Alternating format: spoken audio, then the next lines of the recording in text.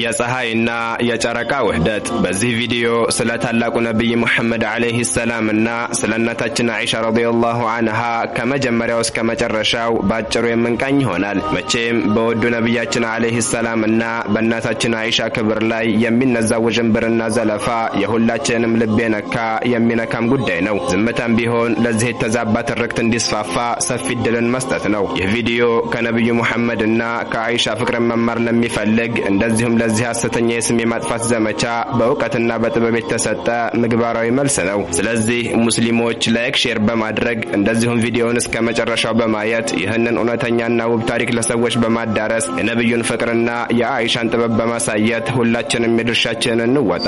እነሆ በታሪክ ወንዝ ውስጥ እንደ ንጹህ ዕንቁ የሚያበራ አንድ የእውነተኛ ፍቅርና የጥበብ ታሪክ አለ። ይህ ታሪክ ቤታቸው ከጭቃ የተሰራ ትንሽ ክፍል ቢሆንም በውስጡ ግን ለመላው ዓለም የሚተርፍ የእውቀት ውቅያኖስ የፈለቀበት የመጀመሪያው ታላቅ የእምነት ትምህርት ቤት የነበረበት የተልእኮና የጥበብ ኪዳን ነው። ነገር ግን ይህ በክብር በፍቅርና በጨዋታ የታነጸ ታላቅ ታሪክ በዘመናት የድንቁርና አቧራ ተሸፍኖ ዛሬ ላይ እውነቱን ባላወቁ ታሪክን በራሱ መነጽር ማየት በተሳናቸው ተራ አንደበቶች የዘለፋ ሰለባ ሆኗል።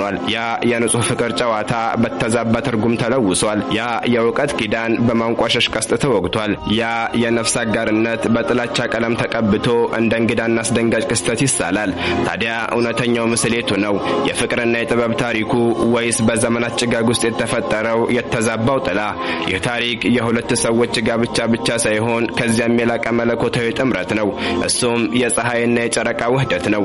እርሱ ፀሐይ ነበር፣ ብርሃኑ ከራሱ የሚመነጭ ለመላው ዓለም የእውነትን ብርሃንና የመለኮታዊ መመሪያን ሙቀት ይዞ የመጣ ልክ እንደ ፀሐይና ከዚያም በላይ ብርሃነ ደማቅ ሕይወት ሰጪና የጨለማን ድንቁርና የሚያስወግድ ነበር። እርሷ ደግሞ ጨረቃ ነበረች፣ የራሷ ብርሃን የሌላት ነገር ግን የዚያችን ፀሐይ ሙሉ ብርሃን አንጸባርቃ ሌሊቱን የምታበራ። ፀሐይ በቀን ስትገዛ ወይም ስትሸጥ እርሷ የፀሐይን ብርሃን ተቀብላ ሌሊቱ ሲመጣ ማለትም ከእርሱ ህልፈት በኋላ ለዓለም መመሪያ ትሆን ዘንድ የተዘጋጀች ናት። ልክ ጨረቃ ደማቁን የፀሐይ ብርሃን አብርዳና አረጋግታ ለዓይኖቻችን እንዲመች አድርጋ እንደምታሳየን እርሷም የነብይነቱን ጥልቅና ደማቅ የሆኑ የህይወት ገጽታዎቹን ለህዝቡ በሚገባ መልኩ አስተላልፋለች።